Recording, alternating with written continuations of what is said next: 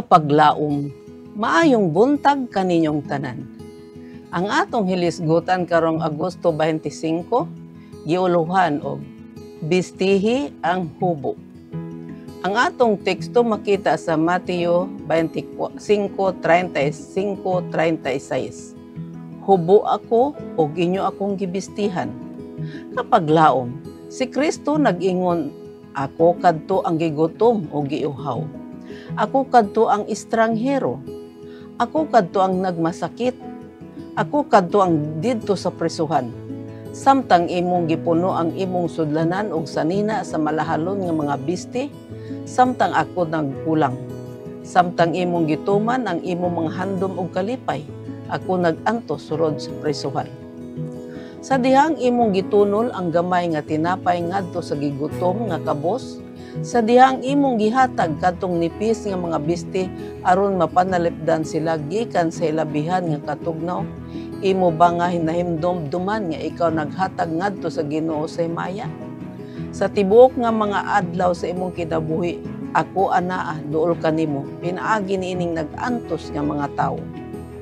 Apan wala ikaw nakakita kanako, ikaw dili makahimo sa pagpakigpuban kanako.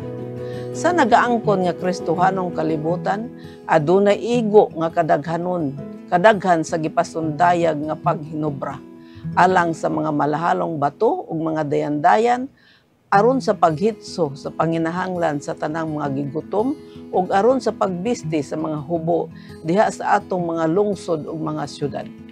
Apan kining nagaangkon nga mga manununod sa malumo ug mapainobsanon nga si Jesus, dili angay makulangan sa insakto nga pagkaon ug komportable nga bisti.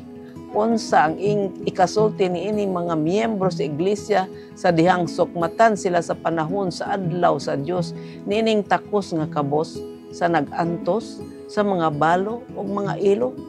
Kinsa nakasinati sa hilabihan nga pagkulang gikan sa ginagmay nga mga panginahanglan sa kinabuhi, samtang adunay naginubra gikan niining nag-angkon nga mga manununod ni Kristo diha sa dili gikinahanglan nga mga bisdi, sa wala gikinahanglan nga mga pagdayan-dayan nga wala gitugot diha sa pulong sa Dios, igo nga makahatag sa ilang mga gikinahanglan.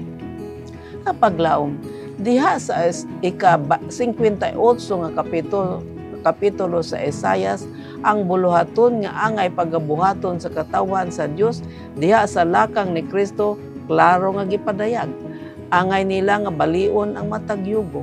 Sila magapakaon sa mga gigutom, magbisde sa mga hubo. Kung ilang nga tumanon ang mga prinsipyo sa balaod sa Dios diha sa mga buhat sa kaluoy ug ugma, ilang nga pagarepresentahan ang kinaaya sa Dios ngadto sa kalibutan ug madawat ang pinakadako nga mga panalangin sa langit. Mag-ampo kita. Dios ug mahigugmaon namo nga man sa langit, among ginaampo nga among makita ang panginahanglan sa among mga silingan, labi na gayud katong nanginahanglan sa mga bisti ug sa mga gigutom. Kini among gipangayo kanimo sa ngalan ni Hesus. Amen.